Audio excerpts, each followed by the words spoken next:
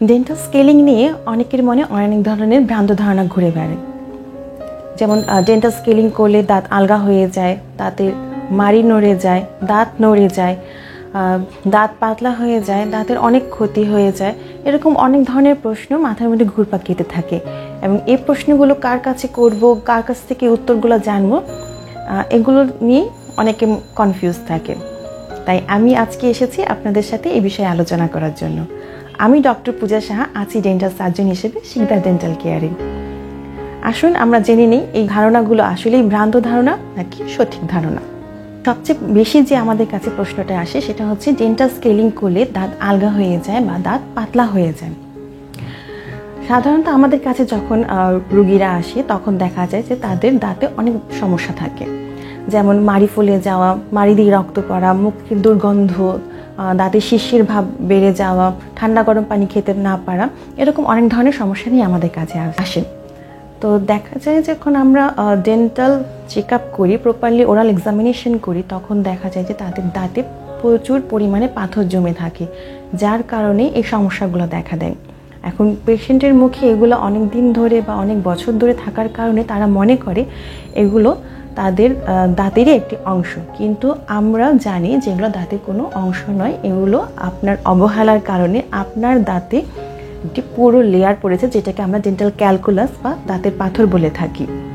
এখন dental calculus কেন হয়, কাদেরকে বলে, এগুলো পরিষ্কার করা উচিত কি উচিত না, এগুলো সব কিছু নিয়ে আমার আগের ভিডিওতে বলা আছে, আপনারা সময় পেলে একসময় দেখে নেবেন। এখন আসি এই পাথরগুলো রিমুভ করার জন্য আমরা ডেন্টাল স্কেলিং করে থাকি। ডেন্টাল স্কেলিং করার দেখা যায় যে পেশেন্টরা মুখের ভিতরে একটা ফ্রেশনেস ফিল করে, মনে হয় যে এতদিন ধরে যে দাঁতের একটা ভারী ভারী ভাব ছিল পাথরগুলোর কারণে, সেগুলো রিমুভ করার কারণে এখন মনে হয় যে অনেকটা পাতলা লাগছে।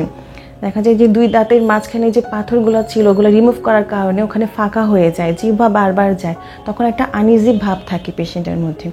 তখন তারা মনে করে যে আমার তো আগে ভালো ছিল, এত ফাঁকা ছিল না, এখন তো ফাঁকা হয়ে গেল কেন, দাঁত আলগা হয়ে যাচ্ছে, মনে হচ্ছে একটু নাড়া লাগলে মনে হয় দাঁত নড়ে যাবে, এরকম অনেক ধরনের প্রশ্ন মাথার মধ্যে ঘুরতে থাকে।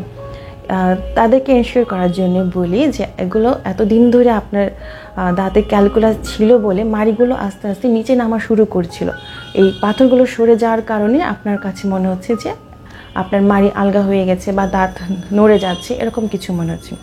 আমরা ডেন্টাল স্কেলিংয়ের পরে কিছু ইনস্ট্রাকশন দিয়ে থাকি, সেই ইনস্ট্রাকশনগুলো যদি আপনি প্রপারলি মেনটেন করে থাকেন তাহলে আপনার দাঁতের মাড়িগুলো আবার আগের অবস্থায় চলে আসবে সুস্থ হয়ে। তাই ভয় পাওয়ার কিছু নেই। আপনার ডেন্টাল স্কেলিং করার পরে আপনার ডক্টর যে ইনস্ট্রাকশনগুলো দিবে সেগুলো অবশ্যই মেনটেন করে চলবেন। ডেন্টাল স্কেলিং করলে দাঁতের ক্ষতি হয়, আসলে কি তাই? না, ডেন্টাল স্কেলিং করলে কোনো ক্ষতি হয় না। আপনারা আমার আগের ভিডিওটি যদি দেখে থাকেন তাহলে সেখানে আমি বলেছি কিভাবে ডেন্টাল স্কেলিং করা হয়, কিভাবে ভাইব্রেশন পদ্ধতিতে ডেন্টাল স্কেলার মেশিনের মাধ্যমে আমরা ডেন্টাল স্কেলিং করে থাকি, কিভাবে আমরা কতগুলো নিয়ম বা রুলস রেগুলেশন মেনটেন করে আমরা ডেন্টাল স্কেলিং করে থাকি। যদি কোনো বিডিএস ডেন্টাল ডক্টরের কাছে যেয়ে থাকেন এবং অবশ্যই সে আপনাকে এইসব নিয়ম নীতি মেনে আপনার ডেন্টাল স্কেলিং করে থাকবে, এতে আপনার দাঁতে কোনো ক্ষতি হবে না। কিন্তু আপনি যদি আপনার অজ্ঞতার জন্য যদি কোনো হাতুড়ে ডাক্তার বা কোয়াকের কাছে যদি যেয়ে থাকেন তাহলে অবশ্যই আপনার দাঁতের ক্ষতি হবে। কেননা তারা দেখা যায় যে অল্প সময়ে বেশি ইনকাম করার জন্য দাঁত কাটার মেশিন দিয়ে আপনার ডেন্টাল স্কেলিং করে থাকে। এতে দেখা যায় যে আপনার দাঁতের শিরশির ভাব বেড়ে যাওয়া এবং এই ধরনের অনেক ধরনের সমস্যা দেখা দেয় এবং দাঁতের অনেক ক্ষতি হয়ে যায়। তাই যদি আপনার দাঁতে কোনো সমস্যা থাকে অবশ্যই আপনি একজন বিডিএস ডেন্টাল ডক্টরকেই দেখাবেন। ডেন্টাল স্কেলিং করলে ব্যথা পাওয়া যায়, স্কেলিং করলে দাঁতে ব্যথা পাওয়া যায় না, কারণ ডেন্টাল স্কেলিং আমরা যে ভাইব্রেশন পদ্ধতির মাধ্যমে করে থাকি এতে দেখা যায় যে আপনার দাঁতে হয়তো বা কিছুটা শিরশির অনুভূত হতে পারে, যার কারণে আপনার মনে হবে যে ভিতরে কিছু একটা আনইজি লাগছে, কিন্তু এতে ব্যথা পাওয়া যায় না। কিন্তু আপনার অবহেলার কারণে যদি দাঁতে আর পাথর প্রচুর পরিমাণে জমে আপনার মাড়ির ভিতর পর্যন্ত যেয়ে থাকে তাহলে দেখা যায় যে আমরা ডিপ কিউরেটর্সের মাধ্যমে সেগুলো রিমুভ করার চেষ্টা করি এবং এই মাড়ির ভিতর থেকে পাথরগুলো রিমুভ করার সময় দেখা যায় যে অনেক ক্ষেত্রে ব্যথা পেতে পারেন। কিন্তু এই ব্যথা আমরা রিমুভ করার জন্য লোকাল অ্যানেস্থেশিয়া স্প্রের মাধ্যমে আপনার মাড়িতে স্প্রে করে থাকি, এতে কিছুটা সময়ের জন্য আপনার মাড়িগুলো অবশ্যই থাকে এবং তখন যদি আমরা ডিপ কিউরেট করি তাহলে আপনি তখন কোনো ব্যথা পাবেন না। আমাদের কাছে আরেকটা প্রশ্ন খুব বেশি আসে, সেটা হচ্ছে ডেন্টাল স্কেলিং বছরে একবার বা দুইবার করতেই হবে, এরকম কোনো বাধ্যবাধকতা আছে কি না। আমি বলবো এরকম কোনো ধরনের বাধ্যবাধকতা নেই যে আপনাকে বছরে একবার বা দুইবার বা প্রতি বছরে একবার করে ডেন্টাল স্কেলিং করতেই হবে।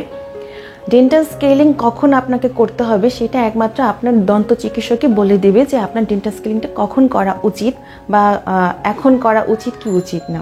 ওরাল হাইজিন যদি ভালো থাকে, আপনি যদি প্রপারলি নিয়ম মেনে দাঁত পরিষ্কার রাখেন, মুখের ভিতর পরিষ্কার রাখেন, আপনার দাঁতে যদি কোনো ধরনের ক্যালকুলাস জমে না থাকে, আপনার দাঁতে যদি কোনো ধরনের সমস্যা না থেকে থাকে, তাহলে আপনার ডেন্টাল স্কেলিংয়ের কোনো প্রয়োজন নেই।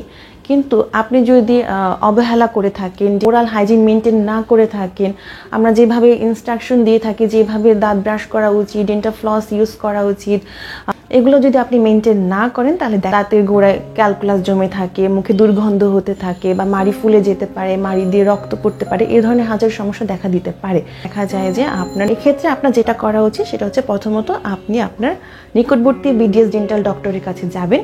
উনি প্রপার আপনার ওরাল এক্সামিনেশন করবে, করে যখন দেখবে যে আপনার দাঁতে কী সমস্যা সেই অনুযায়ী আপনাকে অ্যাডভাইস দিবে। তখন যদি আপনার ডক্টরের মনে হয় যে আপনার ডেন্টাল স্কেলিং করা উচিত, তাহলে আপনাকে ডেন্টাল স্কেলিং করতে হবে, নয়তো নয়। তাই কোনো ধরনের অবহেলা না করে প্রথমত আপনি আপনার মুখের ওরাল হাইজিন মেনটেন করুন এবং যদি কোনো সমস্যা হয় অবশ্যই একজন বিডিএস ডেন্টাল ডক্টরের পরামর্শ নেবেন। ডেন্টাল স্কেলিংয়ের পর পলিশিং করা কতটা জরুরি। সাধারণত আমরা যখন ডেন্টাল স্কেলিংয়ের জন্য অ্যাডভাইস করে থাকি তখন আমরা ডেন্টাল স্কেলিংয়ের পাশাপাশি পলিশিংয়ের জন্য অ্যাডভাইস করে থাকি। অনেকে প্রশ্ন থাকতেই পারে, ডেন্টাল স্কেলিং মাধ্যমে আমি তো দাঁতে পাথর পরিষ্কার করছি, আবার পলিশিং কেন করব। এটার কারণ হচ্ছে ডেন্টাল স্কেলিং আমরা যে পদ্ধতিতে করে থাকি, যে স্কেলার মেশিনের ভাইব্রেশন পদ্ধতিতে দাঁতের পাথরগুলো উঠিয়ে আমরা পরিষ্কার করি, এটা করাতে দেখা যায় যে দাঁতের যে আমাদের উপরের সারফেসটা থাকে সেটা একটু রাফ হয়ে যায়, যার কারণে দেখা যায় যে আপনি ডেন্টাল স্কেলিং করে যে বাসায় কিছু খাচ্ছেন বা কয়েকদিন পরে দেখা যায় যে আপনার দাঁতের উপরে আপনার যে রাফ সারফেসগুলো থাকে ওগুলোতে একটা স্টেন পড়ে যায়, যার কারণে দেখা যায় যে একটা কমপ্লেন থেকে থাকে যে ডেন্টাল স্কেলিং করতে না করতে দাঁতে কেন স্টেন পড়ে গেল বা দাঁতে কেন তাদের ক্যালকুলাস হয়ে গেল। এটার মেইন কারণ হচ্ছে কি আপনি ডেন্টাল স্কেলিংয়ের পরে পলিশিং করছেন না। এই কারণে ডেন্টাল স্কেলিংয়ের কারণে যে আপনার দাঁতে রাফনেস যে একটা তৈরি হয়েছে সেটাকে স্মুথ করার জন্য আমরা পলিশিংয়ের জন্য অ্যাডভাইস করে থাকি। এই পলিশিংটা করলেই দেখা যায় যে আপনার দাঁতের সারফেসগুলো আপনার স্মুথ হয়ে যাচ্ছে, যার কারণে আপনার যে ডেন্টাল ক্যালকুলাস জমার বা ডেন্টাল স্টেইন পড়ার যে একটা প্রবণতা থাকে সেটা একটু ডিলে হয়। দেখা যায় যে 6 মাসে যদি আপনার দেখা যায় যে ডেন্টাল ক্যালকুলাস জমে যাচ্ছে বা ডেন্টাল স্টেইন পড়ে যাচ্ছে, সেটা হয়তো বা আপনার 1-1.5 বছর একটু লেট হয়ে যাচ্ছে। আরেকটা যেটা হচ্ছে ডেন্টাল পলিশিং যদি আপনি করেন তাহলে আপনার দাঁতের একটা গ্লসি ভাব চলে আসে, তখন দেখলে মনে হয় যে আপনার দাঁত আগের তুলনায় একটু কিছুটা শাইনি করছে বা একটু সাদা মনে হচ্ছে। তাই আমরা বলে থাকি যে ডেন্টাল স্কেলিংয়ের পর পলিশিং করলে ভালো হয়। আজ এই পর্যন্তই। আশা করি আমার আজকের এই ভিডিওটি ভালো লেগেছে।